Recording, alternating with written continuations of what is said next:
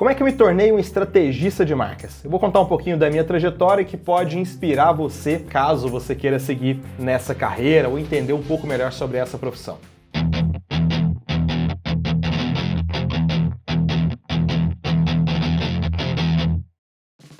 Então fala galera, seja muito bem-vindo e muito bem-vindo a mais um vídeo aqui do canal. Se você ainda não me conhece, muito prazer, eu me chamo Ciro Ribeiro Rocha, eu sou empreendedor e estrategista de marcas. O que eu faço há mais de 10 anos é ajudar empresas em todo o Brasil a repensarem os seus negócios e desenharem os seus futuros sob o ponto de vista de inovação e diferenciação. Se você já conhece e já acompanha o canal, deixa o seu like aqui, porque isso ajuda a entender que você está curtindo esse conteúdo e ele chega a muito mais pessoas. E óbvio, isso também motiva, e inspira a mim e o Marcelo, que é o cara por trás de todo esse trabalho aqui. Bom, vamos lá. Como é que eu me tornei um estrategista de marcas? É uma história curiosa porque eu não sabia que existia essa profissão. E fazendo um parêntese, eu praticamente nasci embrulhado num jaleco para ser médico. E quando eu tinha por volta de 15 para 16 anos, por algum acaso do destino que eu não sei, eu não faço ideia como esse livro chegou lá em casa, o livro do Júlio Ribeiro, que foi um dos grandes publicitários do Brasil, é um dos grandes publicitários do Brasil. Ele tinha criado uma agência chamada Talent e contava um pouquinho da jornada dele. E a Talent, junto com o Júlio, foi a agência responsável por criar aquela campanha muito icônica. Não é assim uma Brastemp. Lembra disso? Não é assim, uma Brastemp ganhou o Brasil inteiro e extrapolou a lógica de eletrodomésticos linha branca. Quando a gente queria saber se alguma coisa era boa, por exemplo, aquele carro ele é bom? Não é assim uma Brastemp, mas é legal. Então Brastemp virou um sinônimo de qualidade. Eu li aquele livro e eu fiquei fascinado sobre aquele negócio. E depois pesquisando para entender, eu percebi que isso era parte de uma disciplina que existia dentro da publicidade, que era o planejamento. E procurando por planejamento, eu tive um grande privilégio, uma grande satisfação de trabalhar com um ícone também do Brasil, que era a Rita Almeida, me ensinou muito e a Rita me deu a oportunidade de trabalhar nos meus primeiros projetos de pesquisa, planejamento e entendimento de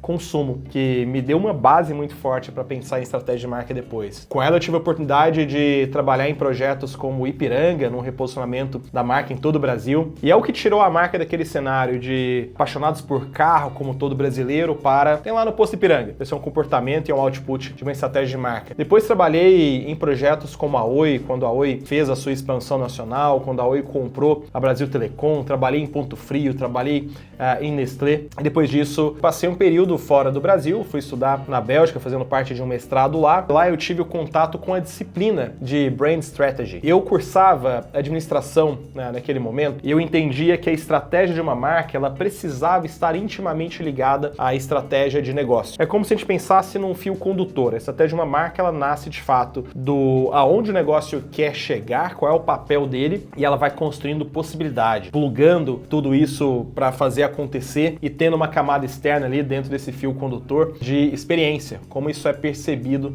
pelas pessoas. E naquele momento eu estava na Bélgica, eu estava só estudando, então imagina, eu devorava livro, fazia tudo que é tipo de aula. Lembro que a média ali de crédito dos alunos era ali 5 créditos por semestre, eu estava pegando 10, 12, queria aprender ao máximo e aprofundei muito nesse tema de estratégia de marca, de pesquisa, de comportamento e fiz muita coisa depois disso. E ali me veio a ideia de ser um empreendedor, de criar uma empresa de planejamento estratégico para a marca na cidade de Goiânia, que era uma cidade que nunca tinha ouvido falar sobre esse tema até então. E por trás eu tinha uma grande motivação. Peraí, por que existem tantas empresas grandes em Goiás, mas não existem tantas marcas ali dentro? Eu tive essa constatação quando eu fui passar aquele período morando em São Paulo, na casa de um amigo goiano, nós fomos cozinhar. E eu abri a gaveta dele para pegar um arroz e eu vi que o arroz não era Arroz Cristal, que é a marca líder, Pop List, aqui do estado de Goiás. E eu fiquei muito puto com esse negócio. Falei, cara, como assim você não cozinha com arroz cristal? Eu não sabia que arroz cristal não estava presente no Brasil todo. E foi uma grande motivação para entrar nessa carreira. E naquele desejo de empreender, eu participei de um evento que era o HSM Expo Management, um evento que falava sobre negócios, um evento muito grande, acho que o maior hoje na América Latina. Eu tive o privilégio de assistir uma palestra desse cara aqui. Martin Lindstrom. Depois li inúmeros livros dele, mas ele me chocou muito com a perspectiva que ele tinha de aliar a neurociência, o comportamento com o marketing insight estratégico. Martin Lindstrom, ele foi a pessoa responsável por tirar a Lego do buraco, literalmente. E como é que ele fez isso? Pesquisando, entendendo microcomportamentos. A Lego, até ali em 2004, ela vinha num momento muito difícil, quase se arrastando, perdeu muito espaço para videogames, para jogos de computador, celular já também crescendo, e a conclusão dos acionistas da Lego era a de que as crianças perderam o interesse por Lego, por montar blocos. E ele foi chamado para entender qual poderia ser a saída para aquilo. E viajando por todo mundo para entender comportamento das crianças e adolescentes, aquilo que fazia sentido para elas, né, enquanto diversão, enquanto brinquedo, ele teve um insight quando no México visitou a casa de uma família e conversou com uma criança ali que estava nos seus 9 para 10 anos. E ele perguntou como é que essa criança se divertia, o que ela fazia, e ele viu um skate ali parado e perguntou para essa criança: olha, você anda de skate? E a criança imediatamente teve o rosto iluminado e falou: sim, eu ando de skate, eu tô aprendendo, quer ver? Eu vou ali te mostrar meu tênis para você ver como ele tá rasgado. E essa criança foi lá e voltou com o tênis como se fosse um troféu de acordo com o aprendizado. E qual foi a conclusão e a hipótese que Martin Lindstrom trouxe para Lego? Não é que as crianças perderam interesse por Lego, por montar peças. Na prática, o que Lego estava oferecendo, enquanto nas caixinhas prontas ali, estava muito fácil. Então as crianças queriam coisas mais desafiadoras. Maravilha, eu tenho um grande insight. Quando eu trago isso para a estratégia de uma marca, eu começo a pensar em ações co-branding. Peraí, eu tô perdendo espaço para os videogames, e se eu de repente entrar nos videogames? E Lego começa a criar esse tipo de narrativa. Quando eu coloco o Indiana Jones via Lego, eu também entro nos filmes Star Wars, eu crio kit de